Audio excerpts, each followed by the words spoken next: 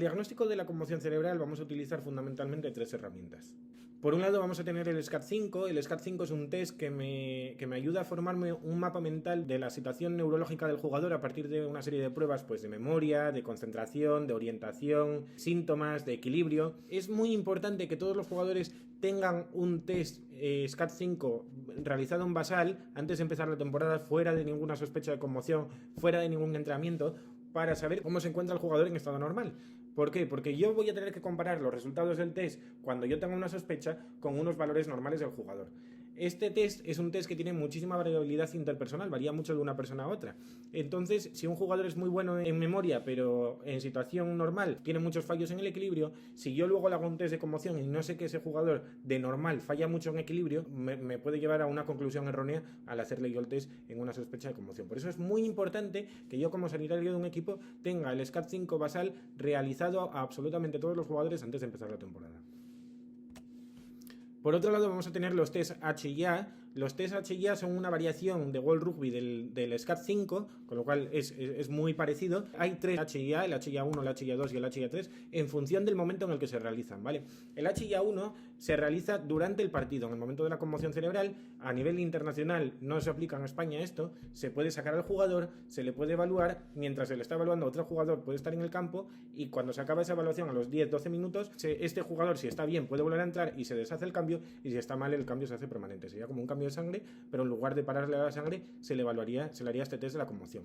Esto en España no se aplica porque es un protocolo que requiere World Rugby para aprobar que se utilice en las ligas. Tiene una serie de requisitos que no son viables ahora mismo en España ni en muchas competiciones, incluso de Rugby Europe, porque requiere que haya 4 cámaras, que haya un realizador, que haya varios médicos en el campo, y esto pues lógicamente no es viable. Entonces aquí en España pues estamos entendiendo la HIA1 como que se le realiza en el descanso o nada más acabar el partido, ¿no? Luego tenemos el HIA2, que se realiza 2-3 horas después de terminar el partido, y el HIA3, que se realiza 48-72 horas después del partido, es decir, después de que el jugador haya dormido 2 noches se le puede realizar. Del HIA1 al 2 y al 3 hay ligeras diferencias entre unos y otros. Más o menos son todos como el SCAT-5, pero es lo dicho, que varían un poco. Se podría utilizar también, a la hora de evaluar en esos momentos, también se podría utilizar el SCAT-5. En lugar del HIA podemos utilizar el SCAT-5, es igual de válido. Y luego, por último, es muy importante conocer cuáles son los criterios 1 y saber detectarlos en los jugadores. ¿Por qué? Porque a mí un criterio 1 por sí mismo me confirma directamente la conmoción cerebral y se debe retirar inmediatamente a ese jugador del campo. Estos criterios 1 pues pueden ser pérdida del conocimiento confirmada o sospechada, convulsiones, postura tónica, es decir, que se quedan así, alteraciones del equilibrio, ataxia, que está claramente aturdido, desorientación en tiempo, espacio, persona, confusión clara, cambios de comportamiento, signos oculomotores. Lo dicho, es muy importante retirar al jugador inmediatamente cuando esto ocurre. Si el jugador tiene un criterio 1 después de un golpe en la cabeza, yo sé que esto es una conmoción cerebral y se le debe retirar del campo inmediatamente.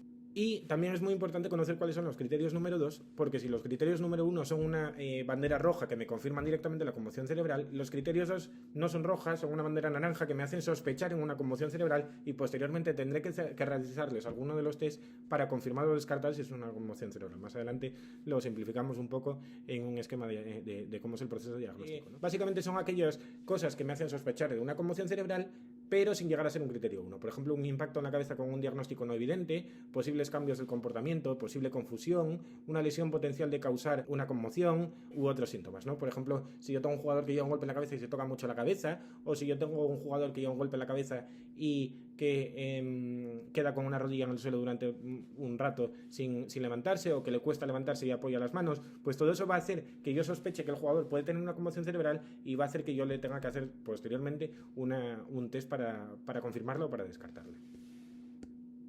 Para terminar, vamos a organizar un poco todas estas ideas en un esquema de cómo es el proceso diagnóstico. Si después de una situación de contacto yo creo que el jugador está bien, se levanta bien, me fijo en cómo recibió el golpe y cómo se cayó al suelo y cómo se levanta y cómo reacciona después, y no veo nada sospechoso, pues bueno, puedo decidir que el jugador está bien y le puedo dejar seguir jugando normal. Nos vamos a despreocupar ahora por un momento de este jugador que está bien. Vamos a ponernos en el caso de que vemos que el jugador empieza a convulsionar, que el jugador intenta levantarse y se cae, que está táxico, es decir, que muestra uno de los criterios 1 que habíamos comentado antes, ¿no? Estos criterios 1 son una bandera roja y, como habíamos comentado antes, los debemos retirar del campo inmediatamente porque es una conmoción confirmada, ¿vale? No hace falta ningún test para confirmar que esto es una conmoción, porque al presentar un criterio 1, la conmoción cerebral ya está confirmada y se le debe retirar del campo. Y después pues ya se le aplicará el plan de retorno gradual al juego y demás. Es decir, es una conmoción cerebral y se trata como tal. Sin embargo, si estamos ahí entre uno y otro, ni está bien del todo, ni presentó un criterio 1, sino que presentó un criterio 2, hay algo que no me gusta, no perdió el conocimiento, pero por ejemplo, pues después del contacto se está tocando mucho la cabeza, o está con una rodilla en el suelo mucho tiempo, que lo veo que no reacciona bien, o empieza a tener algún síntoma como que está mareado, o incluso eso, que me empieza a tener síntomas después de 24 o 48 horas, pues lo que debo hacer es hacerle un test, porque esto es una conmoción sospechada. Le debo hacer un test, o el HIA o el SCAT5, eso como queráis. Lo suyo es hacer el HIA, pero no pasa nada por hacer el SCAT5, porque como dijimos antes, más o menos es el mismo test.